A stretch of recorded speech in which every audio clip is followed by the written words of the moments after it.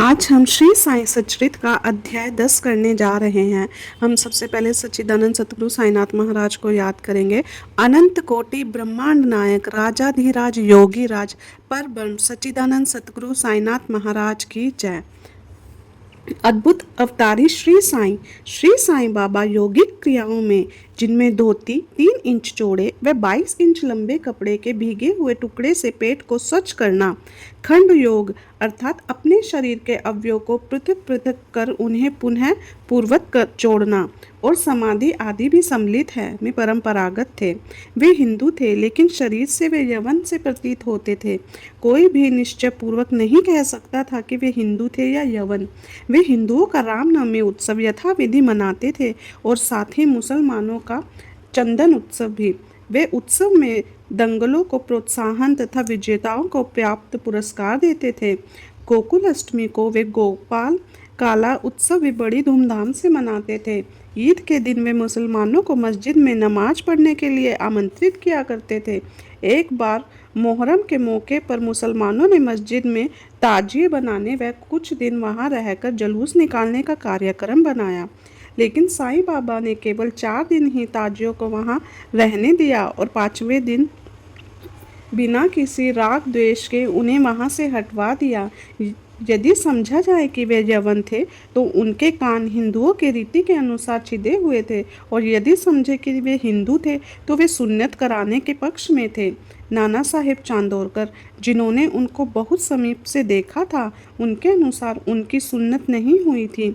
साईं लीला पत्रिका में श्री बीवी देव द्वारा लिखित लेख बाबा यवन की हिंदू पृष्ठ 562 में वर्णित है के अनुसार यदि उन्हें हिंदू घोषित करें तो वे सदा मस्जिद में निवास करते थे, और यदि यवन कहें तो वे सदा वहां धुनी प्रज्वलित करते थे तथा अन्य कर्म जो कि इस्लाम धर्म के विरुद्ध है, जैसे चक्की पीसना, शंख तथा घंटानाद, होम आदि कर्म करना, अन्नदान और अत्र पूजन आदि सदैव वहां चलते रहते थे।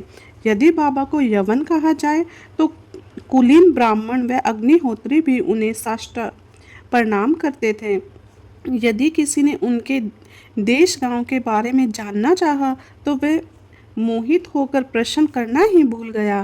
कहने का आशय है कि कोई भी इस निर्णय तक नहीं पहुंच सका कि बाबा यवन थे या हिंदू। वस्तुतः जो अहम व इंद्रियजन्य सुखों को तिलांजलि देकर ईश्वर की शरण में आ जाता है तथा जब उसे ईश्वर से अभिन्नता प्राप्त हो जाती है, तब उनकी कोई जाति पाति नहीं रह जाती। इसी श्रेणी में श्री साईं बाबा थे। वे जाति और प्राणियों में जरा भी भेदभाव नहीं करते थे। फकीरों के साथ वे आमिष तथा मछली का भी सेवन किया करते थे। कुत्ते भी उनके भोजन पात्र में मुंह डालकर स्वतंत्रता पूर्वक खाना खाते थे, परंतु उन्होंने कभी कोई आपत्ति नहीं की। ऐसा अपूर्व और अद्भुत श्री साईं बाबा का अवतार था। यथार्थ में बाबा अखंड सच्चिदानंद थे। उनकी महानता और अद्वितीयता का बखान कौन कर सकता है। जिसने उनके श्री चरणों की शरण ली उसे साक्षात्कार हुआ। अनेक सन्यासी, साधक और अन्य मुमुक्षुजन भी श्री साईं बाबा के पास आया करते थे। बाबा भी सदैव उनके साथ चलते फिरते, उठते बैठते, उनसे वार्तालाप, मनोरंजन करते थे। अल्लाह मालिक सदा उनके होठों पर रहता था। वे कभी भी विवाद और मतभेद में नहीं पड़ते थे तथा सदा शांत और स्थिर रहते थे, परंतु कभी कभी वे क्रोधित हो जाया करते थे। वे सदा ही वेदांत की शिक्षा देते थे। कोई भी अंत तक नहीं जान सका कि श्री साईं बाबा वास्तव में कौन थे। स्वयं ज्ञानावतार होकर भी वे सदैव अज्ञानता का प्रदर्शन किया करते थे। उन्हें आदर सत्कार से सदैव अरुचि थी। इस प्रकार का श्री साईं बाबा का वैशिष्ट्य था। शरीरधारी होने पर भी कर्मों से उनकी ईश्वरता स्पष्ट झलकती थी। शरीर के अर्थात शिरडी के नर नारी उन्हें पर ब्रह्म ही मानते थे। श्री साईं बाबा के एक अंतरंग भक्त महालसापति, जो कि बाबा के साथ मस्जिद तथा चावड़ी में शयन करते थे, उन्हें बाबा ने बतलाया था कि मेरा जन्म पाथड़ी के एक ब्राह्मण परिवार में हुआ था। मेरे माता पिता ने मुझे बाल्यावस्था में ही एक फकीर को सौंप दिया था। जब यह चर्चा चल रही थी तभी पाथर्डी से कुछ लोग वहां आए तथा बाबा ने उनसे कुछ लोगों के संबंध में पूछताछ भी की। श्रीमती काशीबाई कानेटकर ने साई लीला पत्रिका भाग 2 के पृष्ठ 79 पर अनुभव नंबर 5 में प्रकाशित किया है कि बाबा के चमत्कारों को सुनकर हम लोग अपनी ब्रह्मवादी संस्था की पद्धति के अनुसार विवेचन कर रहे थे कि साईं बाबा ब्रह्मवादी है या वाम मार्गी। कालांतर में जब मैं शिरडी आई तो मुझे इस संबंध में अनेक विचार आ रहे थे। जैसे ही मैंने मस्जिद की सीढ़ियों पर पैर रखा कि बाबा उठकर सामने आ गए और अपने हृदय की ओर संकेत कर मेरी ओर घूरते हुए क्रोधित होकर बोले कि यह ब्राह्मण है, शुद्ध ब्राह्मण, इसे वाम मार्ग से क्या प्रयोजन। यहाँ कोई भी यमन प्रवेश करने का दुस्साहस नहीं कर सकता है और न ही कर रहा है। उन्हें अपने हृदय की ओर संकेत करते हुए बोले कि यह ब्राह्मण लाखों मनुष्य का पथ प्रदर्शन कर सकता है और उनको अप्रिय वस्तु की प्राप्ति करा सकता है। यह ब्राह्मण की मस्जिद है, यहाँ किसी वाम मार्गी की छाया भी नहीं पड़ने दूंगा। श्री साईं की प्रकृति। शिरडी के प्राय सभी मंदिरों का उन्होंने जीर्णोद्धार करवाया। श्री तात्या पाटिल के द्वारा शनि, गणपति, शंकर, पार्वती, ग्राम देवता और हनुमान आदि के मंदिर ठीक करवाए। उनका दान भी विचित्र था। दक्षिणा के रूप में वे जो धन एकत्रित होता था उसमें से वे किसी को 20 रुपये, किसी को 15 रुपये, किसी को 50 रुपये इस प्रकार प्रतिदिन स्वेच्छा से बांटते थे। बाबा के दर्शन भक्तों के लिए लाभप्रद होते थे। अनेक लोग उनके दर्शन कर निष्कपट पुण्यभागी हो गए। अनेकों की कुष्ठता दूर हो गई, अनेकों को मनवांछित फल मिला, पंगुओं को पंगुता नष्ट हो गई, उनकी कीर्ति दूर दूर तक फैलती गई और भिन्न भिन्न स्थानों से यात्रियों के झुंड शिरडी आने लगे। बाबा सदा धुनी के पास ही आसन जमाया करते और वहीं विश्राम किया करते थे। वे कभी स्नान करते और कभी स्नान किए बिना ही समाधि में लीन रहते थे। वे सिर पर एक साफा, कमर में एक धोती और शरीर पे एक अंगरखा पहना रखते थे। अपने जीवन काल के पूर्वार्ध में वे गांव में चिकित्सा कार्य भी किया करते थे। विलक्षण नेत्रोपचार। एक भक्त के नेत्र बहुत लाल हो गए थे, उनमें सूजन भी आ गई थी। जब उसे बाबा के पास लाया गया तो बाबा ने भिलावा पीसकर उसकी 2 गोलियां बनाई और रोगी के नेत्रों पर एक एक गोली चिपकाकर कपड़े की पट्टी से नेत्र बांध दिए।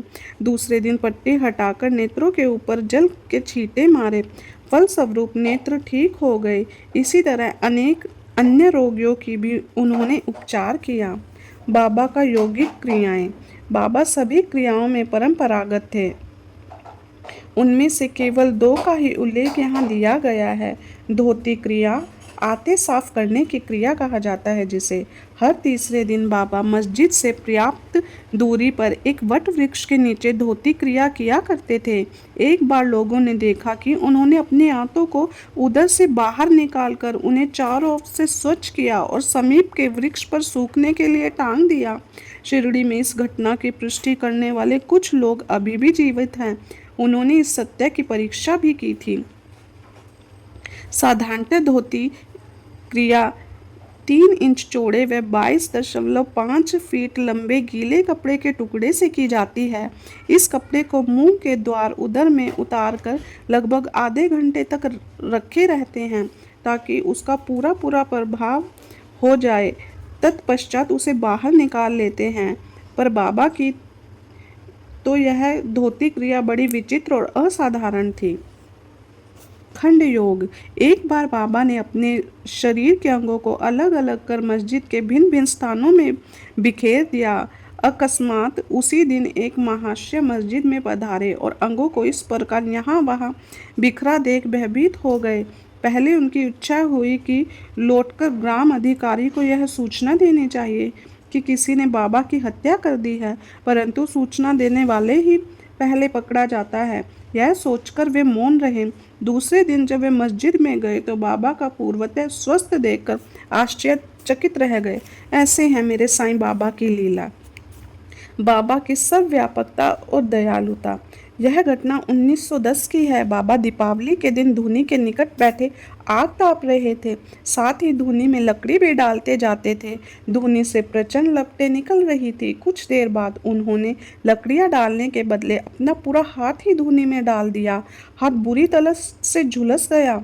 नौकर माधवराव देशपांडे ने बाबा को धूनी में हाथ डालते देखकर तुरंत दौड़कर उन्हें पीछे खींचा। माधवराव ने बाबा से कहा, देवा, आपने ऐसा क्यों किया? बाबा सावधान होकर बोले, यहाँ से कुछ दूरी पर एक लुहारिन जब भट्टी धोक रही थी तो उसी समय उसके पति ने उसे बुलाया। कमरे में उसका शिशु का ध्यान छोड़ वह शीघ्रता से वहां दौड़कर गए। दुर्भाग्य से शिशु फिसल कर भट्टी में गिर पड़ा। मैंने तुरंत भट्टी में हाथ डालकर शिशु को बचा लिया। मुझे अपना हाथ जलने का दुख नहीं है, बल्कि मुझे संतोष है कि एक मासूम का जीवन बच गया। ओम साईं राम। कोढ़ी की सेवा। माधवराव देशपांडे के द्वारा बाबा का हाथ जल जाने का समाचार पाकर श्री नाना साहेब चांदोरकर मुंबई से सुप्रसिद्ध डॉक्टर श्री परमानंद के साथ दवाइयाँ ले पट्टियाँ आदि लेकर शीघ्रता से शिरडी आए। उन्होंने बाबा से डॉक्टर परमानंद को हाथ की जांच करने और जले हुए स्थान पर दवा लगाने की अनुमति मांगी, लेकिन बाबा ने अनुमति नहीं दी। हाथ जलने के पश्चात एक कोढ़ी भक्त भागोजी शिंदे उनके हाथ पर सदैव पट्टी बांधते थे। उनका कार्य था प्रतिदिन जले हुए स्थान पर घी मलना और उसके ऊपर एक पत्ता रखकर पट्टियों से उन्हें पुनः पूर्वतः कस कर बांध देना। घाव शीघ्र भर जाए, इसके लिए नाना साहेब चांदोरकर ने पट्टी छोड़ने तथा डॉक्टर परमानंद से जांच व चिकित्सा कराने का बाबा से बारंबार अनुरोध किया, परंतु तब कि डॉक्टर परमानंद ने भी अनेक बार प्रार्थना की, परंतु बाबा ने यह कहते हुए टाल दिया कि केवल अल्लाह ही उनका डॉक्टर है। उन्होंने हाथ का परीक्षण करवाना अस्वीकार कर दिया। डॉक्टर परमानंद की दवाइयाँ शिरडी के वायुमंडल में न घुल सकी और न उनका उपयोग ही हो सका। फिर भी डॉक्टर साहब का परम भाग्य था जो उन्हें बाबा के श्री दर्शन का लाभ हुआ। भागोजी को दवा लगाने की अनुमति मिल गई। कुछ दिनों बाद जब घाव भर गया तब सब भक्त सुखी हो गए, परंतु यह किसी को भी ज्ञात न हो सका कि कुछ पीड़ा शेष रही थी या नहीं। प्रतिदिन प्रातःकाल द्रुत से हाथ की मालिश और पुनः कसकर पट्टी बांधने का कर्म श्री साईं बाबा की समाधि प्रत्यय चलता रहा। श्री साईं बाबा सदृश्य पूर्ण सिद्ध को यथार्थ में इस चिकित्सा की भी कोई आवश्यकता नहीं थी, परंतु भक्तों के प्रेमवश उन्होंने भागोजी की यह सेवा निर्विघ्न स्वीकार की। जब बाबा लेंडी को जाते तो भागोजी छाता लेकर उनके साथ ही जाते थे। प्रतिदिन प्रातःकाल जब बाबा धूनी के पास आसन पे विराजते तब भागोजी वहां पहले से ही उपस्थित रहकर अपना कार्य प्रारंभ कर देते थे। भागोजी के पिछले जन्म के कर्मों के कारण वे कुष्ठ रोग से पीड़ित थे। उनकी उंगलियां गल चुकी थी और शरीर पीप आदि से भरा हुआ था, जिससे दुर्गंध भी आती थी। यद्यपि बाहरी दृष्टि से वे दुर्भागी प्रतीत होते थे, परंतु बाबा के प्रधान सेवक होने के नाते यथार्थ में वे ही अधिक शक्तिशाली व भाग्यशाली तथा सुखी थे। उन्हें बाबा के सानिध्य का पूर्ण लाभ मिला। ओम साईं राम। बालक खापड़े का प्लेग। अमरावती के श्री दादा साहेब खापरे की धर्मपत्नी श्रीमती खापरे अपने छोटे पुत्र के साथ कई दिनों से शिरडी में थी। पुत्र को तीव्र ज्वर था, उसे प्लेग की गिल्टी भी निकल आई थी। श्रीमती खापरे भयभीत हो बहुत घबराने लगी और अमरावती लौट जाने का विचार करने लगी। संध्या समय जब बाबा वायु सेवन के लिए वाड़े के पास से जा रहे थे तब उन्होंने उनसे लौटने की अनुमति मांगी तथा कपित स्वर में कहने लगी कि मेरा प्रिय पुत्र प्लेग से ग्रस्त हो गया है, अतः अब मैं घर लौटना चाहती हूँ। प्रेम पूर्वक उनका समाधान करते हुए बाबा ने कहा, आकाश में बहुत बादल छाए हुए हैं, उनके हटने की आकाश पूर्वतः स्वच्छ हो जाएगा। ऐसा कहते हुए उन्होंने कमर तक अपनी कफनी ऊपर उठाई और वहां उपस्थित सभी लोगों को अंडों के बराबर 4 गिल्टियां दिखाकर कहा, देखो मुझे अपने भक्तों के लिए कितना कष्ट सहना पड़ता है। उनके कष्ट मेरे हैं। दरअसल संतों का हृदय मोम से भी कोमल होता है। वे भक्तों के प्रेम वश ही उनके कष्ट स्वयं झेल लेते हैं। ओम साई राम। सच्चिदानंद सतगुरु साईनाथ महाराज की जय।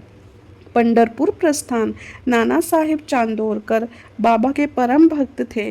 वे खानदेश में नूर दरबार में मामलदार थे। उनका स्थानांतरण पंढरपुर हो गया और शीघ्र ही कार्यभार संभालना था, इसलिए वे किसी को पूर्व सूचना दिए बिना ही शीघ्रता से शिरडी रवाना हो गए। वे अपने पंढरपुर शिरडी अचानक ही पहुंचकर अपने विठोबा साईं बाबा को नमस्कार कर फिर आगे प्रस्थान करना चाहते थे, परंतु बाबा से क्या छिपा था, वे तो सर्वज्ञ थे। जैसे ही नाना साहेब नीम गांव पहुंचे, बाबा पास बैठे हुए महालसापति अप्पा शिंदे और काशीराम से वार्तालाप कर रहे थे। उसी समय मस्जिद में स्तब्धता छा गई और बाबा ने अचानक ही कहा, चलो चारों मिलकर भजन करें। पंढरपुर के द्वार खुले हुए हैं, यह भजन प्रेम पूर्वक गाएं। पंढरपूरला या जायाचे तीच मंजला राहाचे, तिथे मंजला राहाचे, घरता माझ्या रायाचे। सब मिलकर गाने लगे। भावार्थ, मुझे पंढरपुर जाकर वहीं रहना है, क्योंकि वह मेरे स्वामी साईं बाबा का घर है। बाबा गाते जाते और भक्तगण उसे दोहराते जाते थे। कुछ समय में नाना साहेब ने वहां सकुटुंब पहुंचकर बाबा को प्रणाम किया। उन्होंने बाबा से पंढरपुर पधारने तथा वहां निवास करने की प्रार्थना की। भक्तगणों ने नाना साहेब को बतलाया कि बाबा पंढरपुर वास के भाव में पहले से ही थे। यह सुनकर नाना साहेब द्रवित हो उनके श्री चरणों पर गिर पड़े और बाबा की आज्ञा उदी तथा आशीर्वाद प्राप्त कर वे पंढरपुर रवाना हो गए। हे मेरे सच्चिदानंद सतगुरु साईनाथ महाराज, आप अपने भक्तों के लिए हमेशा अपने ममता बरसाई है मेरे भगवान। अगर आपके भक्तों से कुछ गलती हो जाए तो मेरे भगवान आपसे क्षमा याचना करते हैं, पर मेरे भगवान हर किसी के दुख सुख में भगवान आप उतने ही सहायक हैं। मेरे भगवान अपने बच्चों पे कृपा करो, अपने बच्चों पे अपनी कृपा बनाए रखें। सच्चिदानंद सतगुरु साईनाथ महाराज की जय।